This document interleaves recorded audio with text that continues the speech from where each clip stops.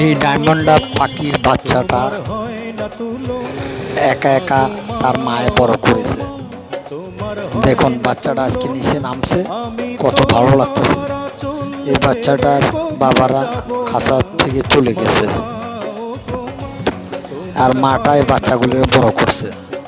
আসলে মারাই ভালো, মা সব কিছু করতে পারে তাদের সন্তানের জন্য।